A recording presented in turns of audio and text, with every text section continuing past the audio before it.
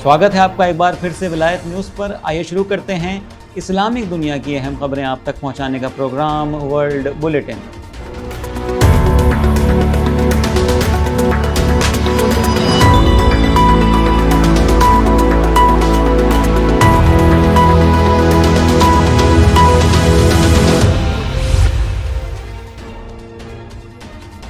आज की खबरों के सिलसिले की शुरुआत करेंगे ईरान में चल रही आस्ताना शिखर सम्मेलन से, जिसमें रूस, ईरान और तुर्की के नेता भाग ले रहे हैं। यहाँ ईरान और रूस तुर्की को सीरिया युद्ध से निकालने की कोशिश कर रहे हैं। तुर्की के राष्ट्रपति अर्दोगान और रूस के राष्ट्रपति व्लादिमीर पुतिन तेहरान में मौजूद हैं।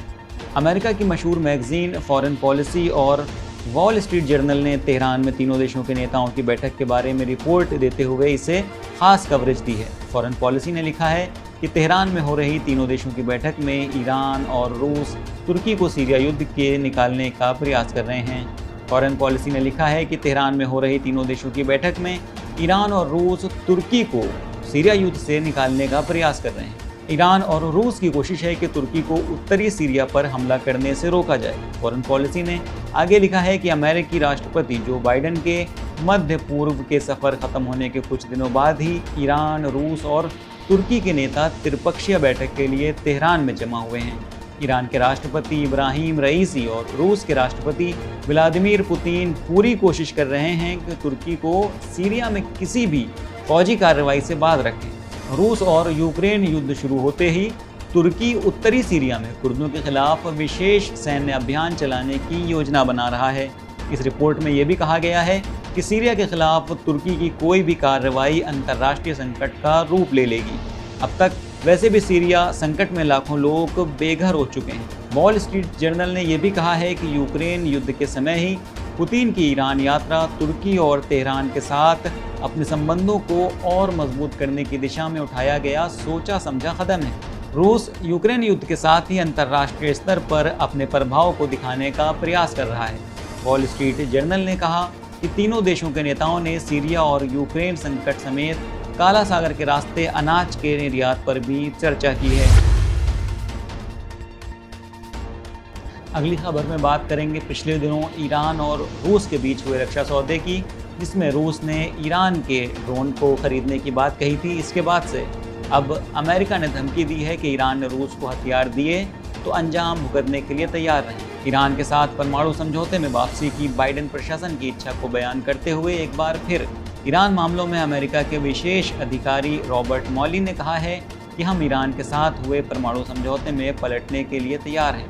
रॉबर्ट मॉली ने दावा करते हुए कहा कि ये समझौता तनाव को कम करने की दिशा में बेहतरीन कदम है और वो इसमें वापस आने के लिए पूरी तरह तैयार हैं। रूस को ईरान की तरफ से ड्रोन विमान दिए जाने की खबरों पर प्रतिक्रिया देते हुए रॉबर्ट मॉली ने कहा है कि अगर ईरान रूस को हथियार देता है तो अमेरिका इस कदम के खिलाफ सख्त एक्शन लेगा। ये भी बता दें कि हाल ही में व्हाइट हाउस के सुरक्षा सलाहकार जैक सुलिवन ने दावा करते हुए ये कहा था कि ईरान बहुत जल्द रूस को मॉडर्न ड्रोन विमान देने जा रहा है जो घातक हथियार ले जाने में सक्षम है। वाशिंगटन में हो रही एक प्रेस कॉन्फ्रेंस में जैक सुलिवन ने दावा करते हुए ये कहा कि हमें मिली जानकारी के मुताबिक ईरान सरकार रूस को ये ड्रोन विमान देने के लिए तैयार है।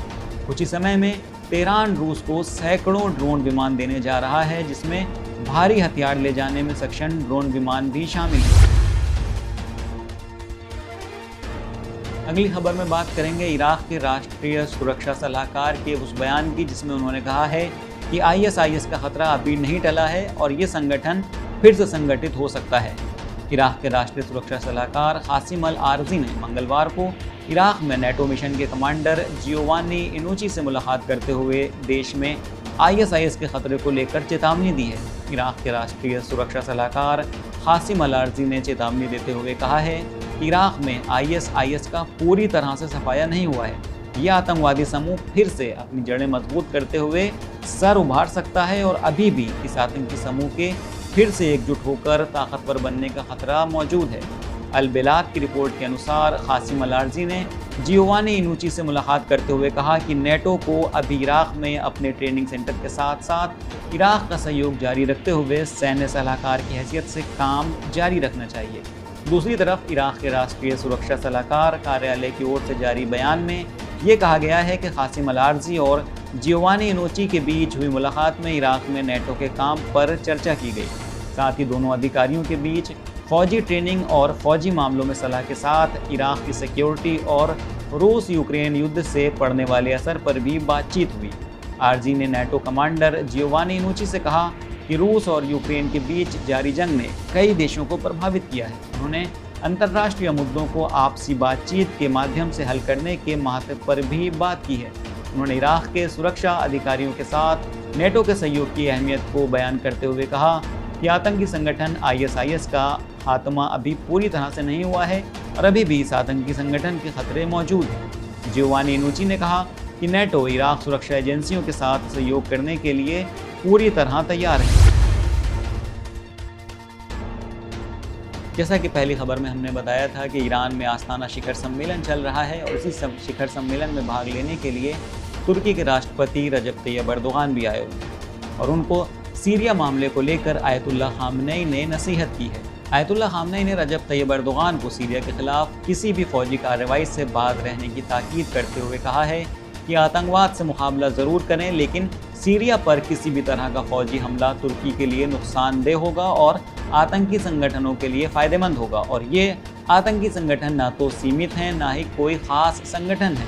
एर्दोगान की ओर से ईरान से समर्थन मांगने पर आयतुल्लाह खामनेई ने कहा कि आतंकवाद के खिलाफ संघर्ष में हम आपके साथ हैं और हम तुर्की और उसकी सरहदों की हिफाजत को अपने हिफाजत की तरह मानते हैं। आप भी सीरिया की सुरक्षा और हिफाजत को अपनी सुरक्षा और हिफाजत मानिए। सीरिया के मामले को बातचीत के जरिए हल कीजिए। सीरियाई संकट को ईरान, तुर्की और रूस मिलकर बातचीत के जरिए हल कर सकते हैं। आयतुल्लाह खामनेई ने कहा कि तुर्की और ईरान मुश्किल वक्त में एक दूसरे के सहयोगी रहे हैं और वो तुर्की की मुस्लिम जनता के लिए दुआ करते हैं। एर्दोगान ने कहा कि ईरान के खिलाफ मोर्चाबंदी हुई तो तुर्की कभी चुप नहीं बैठा है और उन्होंने कहा कि ईरान के साथ सहयोग बढ़ाने का तुर्की हमेशा हामी रहा है। सीरिया संकट पर बात करते हुए एर्दोगान ने कहा कि सीरिया में आतंकवादी गुटों को जर्मनी, इंग्लैंड, फ्रांस और खासकर संयुक्त राज्य अमेरिका जैसे देशों से भारी आर्थिक समर्थन के साथ साथ हथियार और दूसरे साजो सामान मिलते रहे हैं। आयतुल्लाह खामनेई ने अरब और कुछ दूसरे मुस्लिम देशों के इजराइल के साथ रिश्तों पर कहा कि हालांकि कुछ सरकारें इजराइल से रिश्ते बढ़ाने पर तुली हैं, लेकिन इलाके की जनता इजराइल के साथ किसी तरह का रिश्ता नहीं चाहती है। आयतुल्लाह खामनेई ने इलाके में दुश्मनी और मतभेद की वजहों को बयान करते हुए कहा कि यहाँ दुश्मनी और मतभेद की असल वजह इजराइल है, जिसे संयुक्त राज्य अमेरिका का भरपूर समर्थन हासिल है। वहीं पुतिन के साथ मुलाकात में आयतुल्लाह खामनेई ने कहा कि पश्चिमी जगत एक मजबूत और स्वतंत्र रूस की पूरी तरह खिलाफ है। आयतुल्लाह खामनेई ने कहा कि नेटो एक खतरनाक इकाई है। यदि नेटो के लिए रास्ता खुलता है तो वो कोई सीमा और हद को नहीं मानता। अगर नेटो को यूक्रेन में न रोका जाता तो कुछ वक्त बाद वो क्रीमिया के बहाने ये युद्ध शुरू कर देता। सीरिया संकट पर बात करते हुए आयतुल्लाह खामनेई ने कहा कि एक दूसरा मुद्दा सीरिया का है। सीरिया में एक तरफ महत्वपूर्ण मुद्दा यूफ्रेटस के पूर्व में मौजूद उपजाऊ भूमि और तेल की संपदा से मालामाल इलाकों पर अमेरिका का कब्जा है। इसका सिर्फ एक ही इलाज है और वो ये कि अमेरिका को यहाँ से निकाला जाए। इलाकाई मामलों में ज़ायोनी लाबी खासकर इजराइल की भूमिका और जवाब में पुतिन के कड़े रुख को सराहते हुए आयतुल्लाह खामनेई ने अर्मेनिया संकट पर कहा कि हम उन नीतियों और प्रोग्राम को कभी मंजूरी नहीं देंगे जो ईरान अर्मेनिया बॉर्डर को सील करने का समर्थन करते हैं। फिलहाल हमारा आज का बुलेटिन यहीं पर ख़त्म होता है। मुलाकात होगी अगले बुलेटिन में, तब तक के लिए इजाज़त दीजिए। खुदा हाफिज़।